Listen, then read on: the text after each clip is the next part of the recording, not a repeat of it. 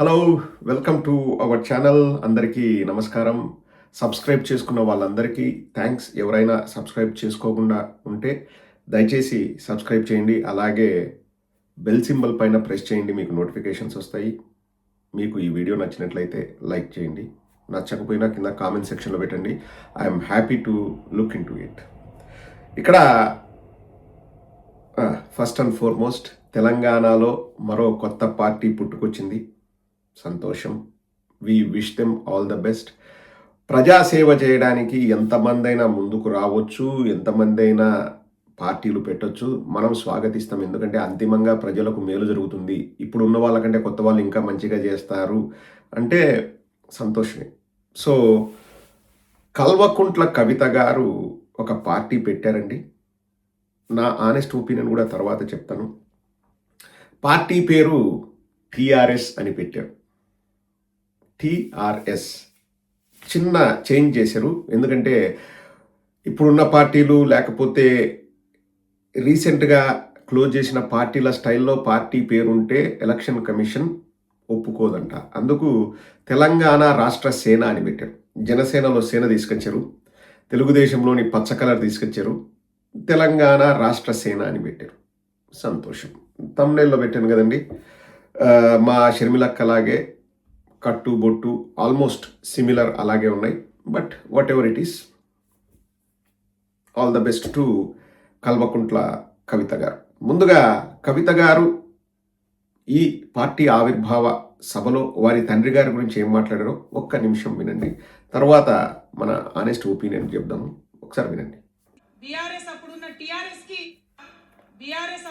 TRS కి నేను కూడా నా రక్తాన్ని, నా చెమటని, నా సమయాన్ని కుటుంబంతో పిల్లలతో గడపాల్సిన టైంలో టీఆర్ఎస్ పార్టీ బలోపేతానికి పనిచేసిన వ్యక్తిని నేను కూడా. ఆనాటి కేసీఆర్ వేరు, ఇప్పటి కేసీఆర్ వేరు. ఆనాటి కేసీఆర్కి తెలంగాణలో చేనేత కార్మికులు చచ్చిపోతుంటే భిక్షాటన చేసిన కేసీఆర్ ఆనాటి కేసీఆర్.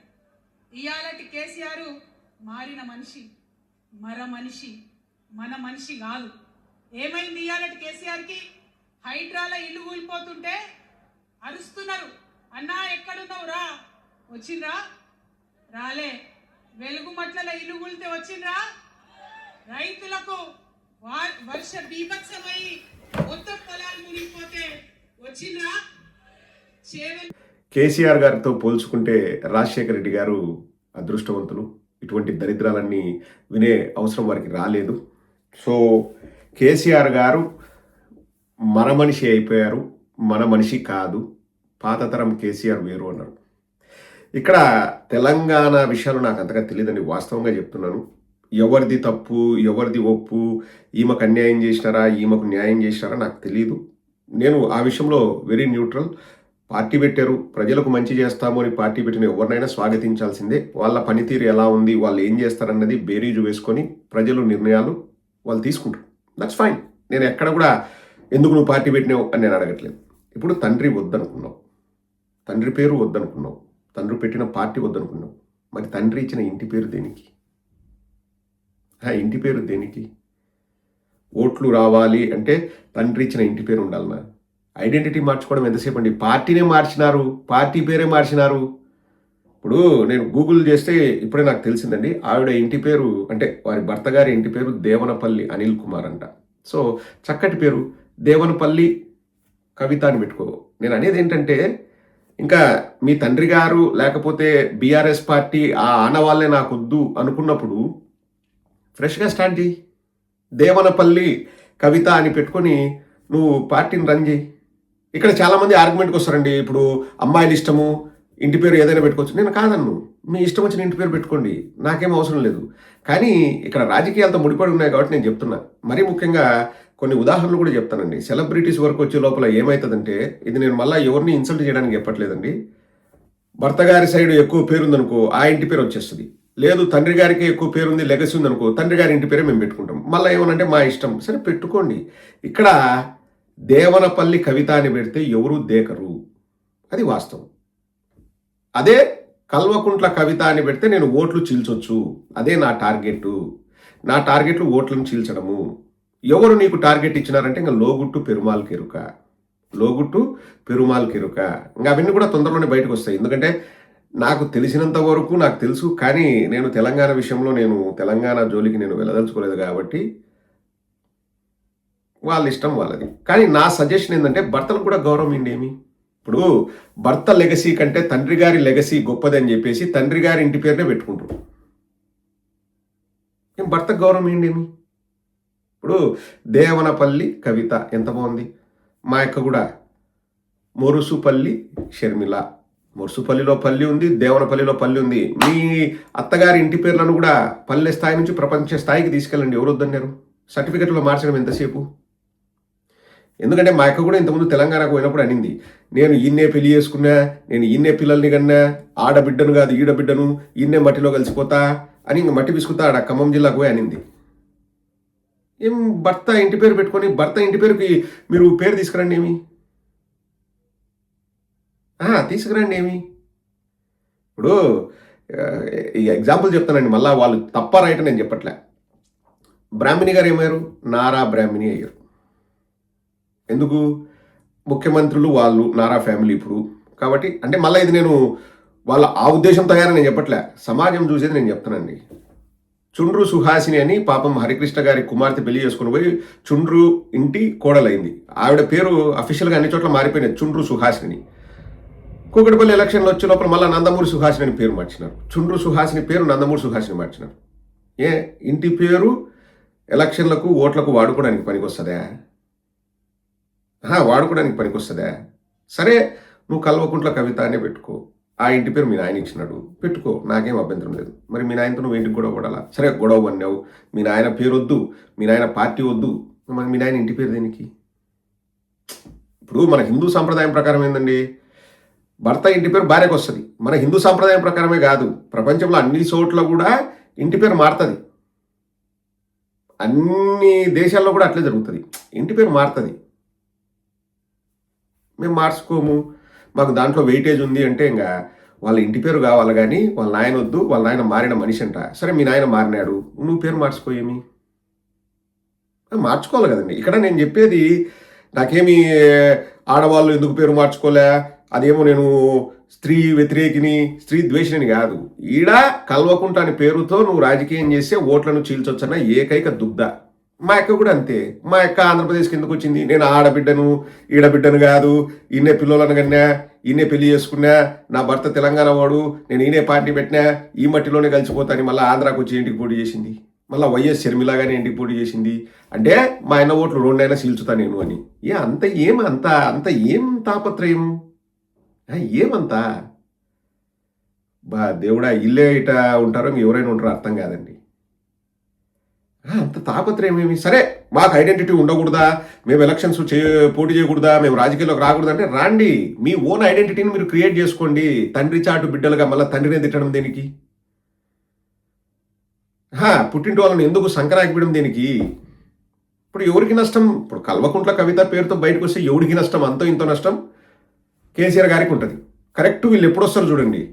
అంటే ఇప్పుడు యాంటీ ఇన్కంబెన్సీ ఓట్లన్నీ కేసీఆర్ గారికి వెళ్ళకూడదు, నాకు కూడా కొన్ని రావాలి, యాంటీ ఇన్కంబెన్సీ ఓట్లు నేను చీల్చుతా, అదే టార్గెట్. ఇంకా దాంట్లో డౌట్ ఏముంది?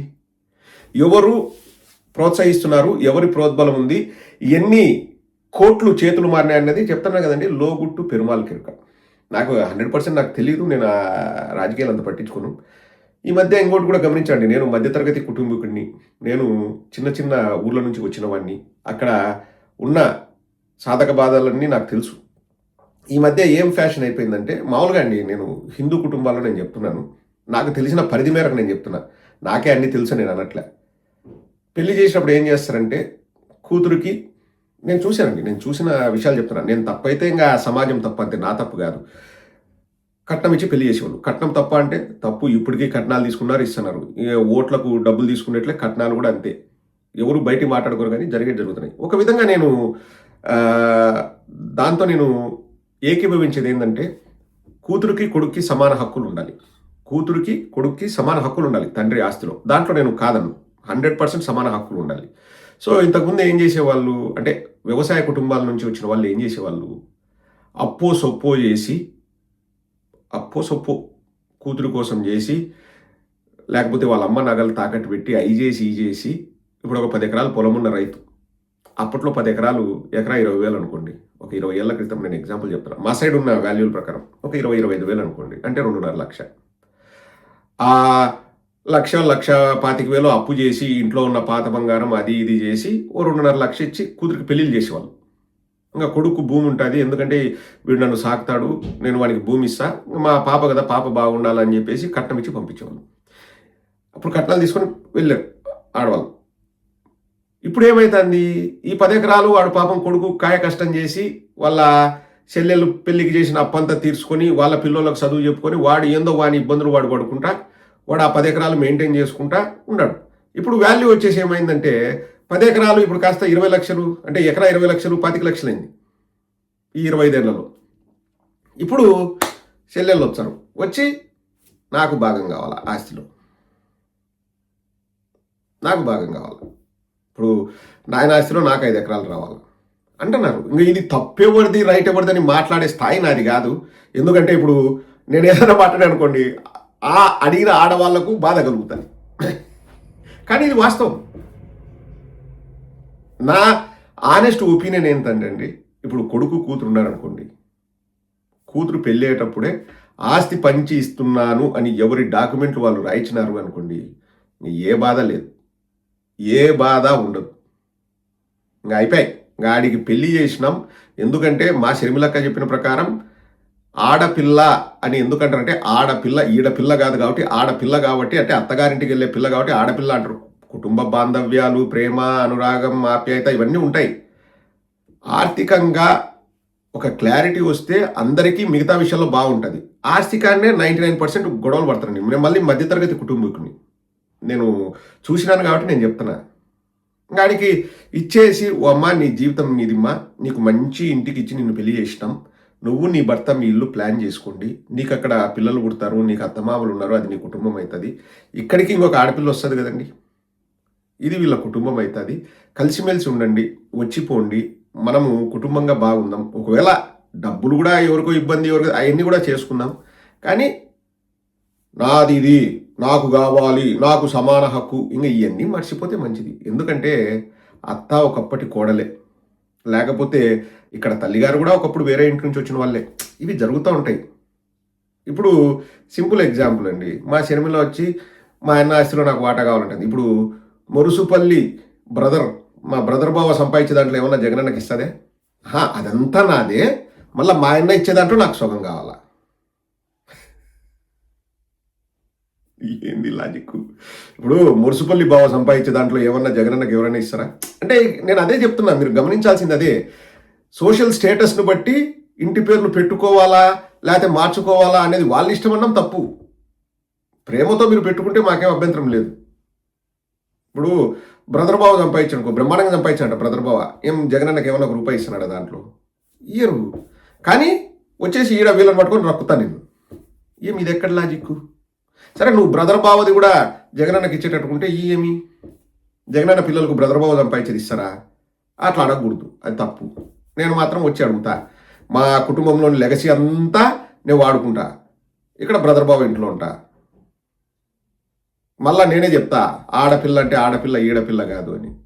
కవిత గారికి నేను చెప్తున్నా, మీకు ఇప్పుడున్న ఫేమ్ కానీ, ఇప్పుడున్న నేమ్ కానీ, ఇప్పుడున్న రాజకీయంగా మీకు ముందరకు వచ్చి చప్పట్లు కొడుతున్నారు కదా, అవన్నీ కూడా కేసీఆర్ గారు పెట్టిన భిక్షే. ఇంకా దీంట్లో ఎటువంటి డౌట్ లేదు. కవిత గారు కూడా చెప్పలేరు నాకు మా నాయన పెట్టిన భిక్ష కాదు అని. కేసీఆర్ గారు పెట్టిన భిక్షే. నువ్వు ఆ ఐడెంటిటీని కంప్లీట్గా చెరిపేసుకో, నీకు నువ్వు ప్రూవ్ చేసుకో, నీకు మంచిది. నీ భర్తకు గౌరవం ఉంటుంది. ఏం భర్తలకు గౌరవం ఏంటి అబ్బా? ఏం భర్తలకు గౌరవం ఏంటి? ఏం తప్ప? భర్తలకు గౌరవం ఇవ్వని అడగడం తప్ప? అంటే ఏం మీ భర్తల ఆటలో అట్టిపండా? దేవనపల్లి కవిత పెట్టుకో, మురుసుపల్లి షర్మిల పెట్టుకో, మీ భర్తలకు గౌరవం ఇవ్వండి. భర్తలకు గౌరవం ఇస్తే మంచిదే కదండి. ఎవరైనా తండ్రి కూడా ఏం కోరుకుంటాడు? మీ భర్తలకు గౌరవం ఇవ్వండమ్మా, ఆ మెట్టినింటి గౌరవాన్ని పెంచేలాగా మీరు ఉండండి అమ్మా అని చెప్తారు ఎవరైనా కానీ పెళ్లి చేసి పంపించేటప్పుడు. పుట్టింటికి కావాల్సిన పేరు ఉంది, కేసీఆర్ గారికి పేరుంది, రాజశేఖర రెడ్డి గారికి పేరుంది. పుట్టింటికి కావాలి, ఆ పుట్టింటికి మీరేం కొత్తగా పేరు తీసుకురావాల్సిన అవసరం లే, మెట్టినింటికి తీసుకురండి. అంతా డ్రామా అండి. ఈ పార్టీలు పుట్టగొడుగులాగా పార్టీలు పుట్టుకొని వస్తాయి. ఎగ్జాంపుల్ చెప్తాను చూడండి. అంటే తెలంగాణలోనే ఇంతవరకు తెలంగాణ పేరుతో వచ్చిన పార్టీలు చెప్తాను చూడండి. కవిత గారిది కూడా ఆ కోవలోకి చెందిన పార్టీలో కానీ పెద్ద మళ్ళీ దాంట్లో, ఎందుకంటే నేను ఇక్కడ కవిత గారిని తక్కువ చేయట్లే. కవిత గారికి ఉండే ఐడెంటిటీ అంతా చంద్రశేఖరరావు గారి వల్ల వచ్చిన ఐడెంటిటీనే. ఇంతవరకు తెలంగాణలో పార్టీలు చూడండి, ఆలి నరేంద్ర గారు పెట్టిన పార్టీ తెలంగాణ సాధనా సమితి, విజయశాంతి గారు పెట్టిన పార్టీ తల్లి తెలంగాణ పార్టీ, దేవేంద్ర గౌడ్ గారు పెట్టిన పార్టీ నవ తెలంగాణ ప్రజా పార్టీ, నాగం జనార్దన్ రెడ్డి గారు పెట్టిన పార్టీ తెలంగాణ నగారా సమితి, కోదండరామ్ గారు పెట్టిన పార్టీ తెలంగాణ జన సమితి. ఏమైనాయి? ఎవరికి తెలియదు, నాకు అసలే తెలియదు. ఎందుకంటే నేను తెలంగాణ పట్టించుకోను. ఒక సోదరుడు పెట్టాడు కాబట్టి నేను చెబుతున్నా. ఇంక రేపు పొద్దున తెలంగాణ రాష్ట్ర సేన ఈ ఎలక్షన్ల వరకు ఉంటుంది. ఇంకా చీల్చే కొద్దీ చీల్చుతారు. ఎలక్షన్ల తర్వాత ఇంకా నా అయిపోయిందిలే, నేను చేప చుట్టేస్తాను. మా అక్క ఇంకా గ్రేట్, మా షర్మిలక్క ప్రపంచంలోనే పార్టీ పెట్టి ఒక చిన్న వార్డుకు కూడా పోటీ చేయకుండా చేప చుట్టేసిన ఘనత మా అక్కది. మా దరిద్రాలు మేమే బయటికి చెప్పుకోలేము అంతే.